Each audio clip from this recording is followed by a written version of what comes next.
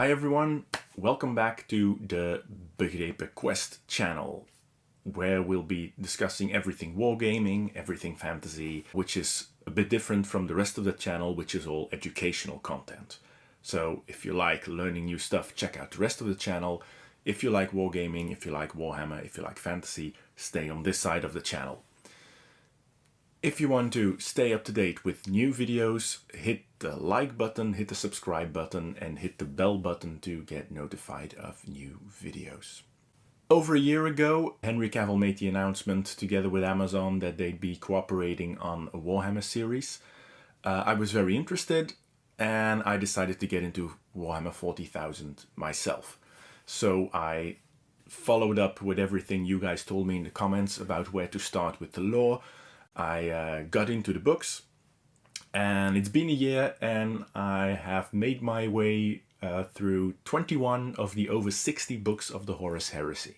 So I have a bit of an idea of what's been going on in the Warhammer 40k universe, but still a lot to go. There's over 40 books just about the Horus Heresy, and then I haven't covered any other things yet. But of course, the lore is just one part of the game. There's also the game itself. What's been happening over there?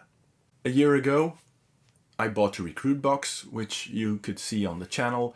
Little did I know that this was the last months of Warhammer 40k 9th edition, and that 10th edition was just around the corner. So once I learned that 10th edition was coming, I hit the pause button on studying the rules, and I just focused on collecting. Now, I've always been a massive fan of collecting and modeling, so I went on eBay and I bought some Space Wolves to start collecting my army. The problem with buying stuff on eBay is that you can get a lot of things for a relatively small amount of money.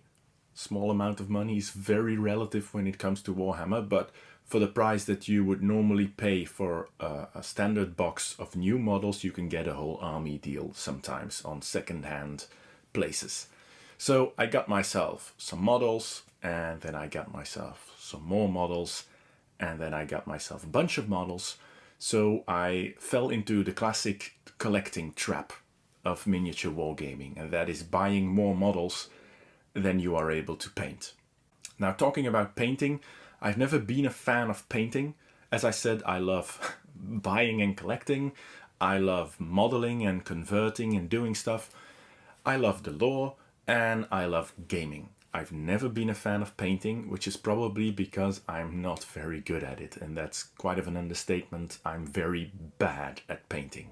However, I didn't get into this hobby alone. One of my buddies joined me and we made the agreement that once we would start playing, we would only play with painted models. Doesn't really matter to what standard, so a battle ready standard is more than enough, but everything we field has to be painted. So that leaves me with the enormous task of painting all the models I've been collecting over the past year.